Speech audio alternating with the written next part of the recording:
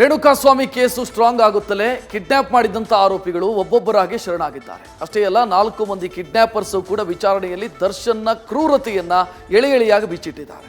ಅಂದ ಹಾಗೆ ಈ ಪ್ರಕರಣದಲ್ಲಿ ಆ 4 ಮಂದಿಯ ಪಾತ್ರ ಏನು, ಅದರ ಕಂಪ್ಲೀಟ್ ಡೀಟೇಲ್ ಇಲ್ಲಿದೆ.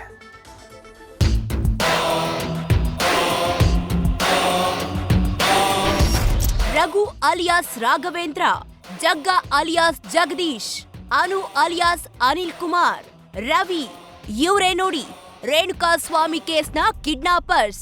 ಈ 4 ರೇಣುಕಾಸ್ವಾಮಿಯನ್ನ ಚಿತ್ರದುರ್ಗದಿಂದ ಕಿಡ್ನಾಪ್ ಮಾಡಿ ಬೆಂಗಳೂರಿಗೆ ಕರೆತಂದವರು.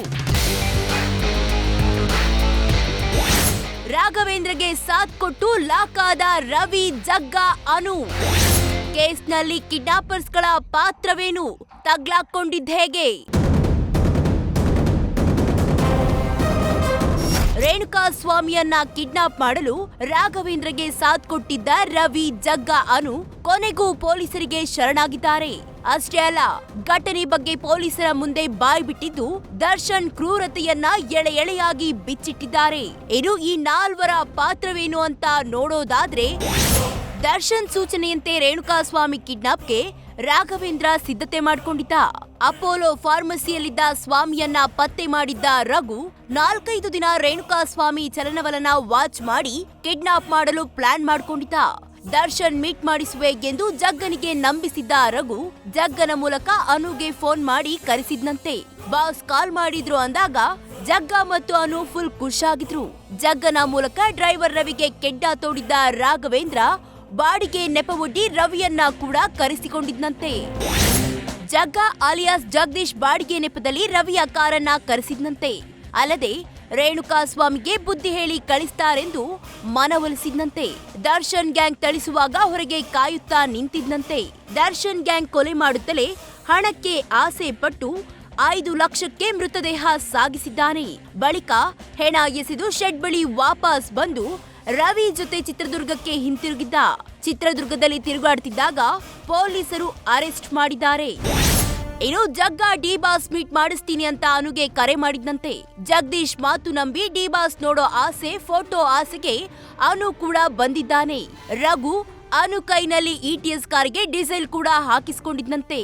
ಇನ್ನು ಶೆಡ್ ನಲ್ಲಿ ದರ್ಶನ್ ಗ್ಯಾಂಗ್ ಹೊಡೆಯುವಾಗ ಹೊರಗೆ ಕುಳಿತಿದ್ದ ಅನು ರೇಣುಕಾಸ್ವಾಮಿ ಮರ್ಡರ್ ಆಗುತ್ತಲೇ ಗಾಬರಿಗೊಂಡಿದ್ದ. ಮೃತದೇಹ ಸಾಗಾಟಕ್ಕೆ ಗ್ಯಾಂಗ್ ಅನುಗೆ ಲಕ್ಷ ಆಸೆ ತೋರಿಸಿದ್ರು. ಆದ್ರೆ ರಘು, ಜಗ್ಗ, ರವಿ ಜೊತೆ ತೆರಳದೆ ಅನು ಶೆಡ್ ಬಳಿಯೇ ಕುಳಿತಿದ್ದ.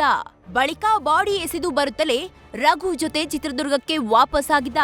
ಹೆದರಿ ಮನೆಯಲ್ಲೇ ಅವಿತು ಕುಳಿತಿದ್ದ ಆರೋಪಿ ಅನಿಲ್ ಕುಮಾರ್, ದರ್ಶನ್ ಗ್ಯಾಂಗ್ ನಮ್ಮನ್ನ ಬಿಡಲ್ಲ ಎಂದು ಹೆದರಿ ಜಗ್ಗನಿಗೆ ಕರೆ ಕೂಡ ಮಾಡಿದ್ನಂತೆ. ಡ್ರೈವರ್ ರವಿ 5 ಲಕ್ಷ ಆಸೆಗೆ ಬಿದ್ದು ಮೃತದೇಹವನ್ನ ಇನೋವಾ ಕಾರಿನ ಮೂಲಕ ಮೋರಿಗೆ ಸಾಗಿಸಿದ್ದಾನೆ. ಶವ ಎಸೆದು ವಾಪಸ್ ಬರ್ತಿದ್ದಂತೆ ETS ಕಾರಿನಲ್ಲಿ ದುರ್ಗಕ್ಕೆ ವಾಪಸ್ ತೆರಳಿದ್ದಾನೆ. ಅನು, ಜಗ್ಗನ ಜೊತೆ ಚಿತ್ರದುರ್ಗಕ್ಕೆ ರಿಟರ್ನ್ ಆಗಿದ್ದ ಡ್ರೈವರ್ ರವಿ ಅಮಾಯಕನಂತೆ ಚಿತ್ರದುರ್ಗದಲ್ಲಿ ಅವಿತು ಕುಳಿತಿದ್ದ. ಆದ್ರೆ ಕೇಸ್ ಸ್ಟ್ರಾಂಗ್ ಆಗುತ್ತಲೇ ಪೊಲೀಸರ ಮುಂದೆ ಶರಣಾಗಿದ್ದಾನೆ. ಒಟ್ನಲ್ಲಿ ತಮ್ಮ ತಪ್ಪಿಲ್ಲದಿದ್ರು ದರ್ಶನ್ ನೋಡೋ ಆಸೆ ಕೊಲೆ ಆರೋಪಿಗಳಾಗಿ ಮಾಡಿರೋದಂತೂ ಸುಳ್ಳಲ್ಲ. ಅದೇನೇ ಇರ್ಲಿ, ನಟ ಹೇಳಿದ ಅಂತ ಕಿಡ್ನಾಪ್ ಮಾಡೋ ಮೊದಲು ಸ್ವಲ್ಪ ಯೋಚನೆ ಮಾಡಿದ್ರೆ ಇವತ್ತು 1 ಅಲ್ಲ 2 ಜೀವ ಉಳಿತಿತ್ತು. ಇವರಿಗೂ ಇಂಥ ಸ್ಥಿತಿ ಬರ್ತಿರ್ಲಿಲ್ಲ. Ankita Rai, crime bureau, news first. News first ನಿರ್ಭೀತಿಯಿಂದ ನಿಮ್ಮ ಪರವಾಗಿ.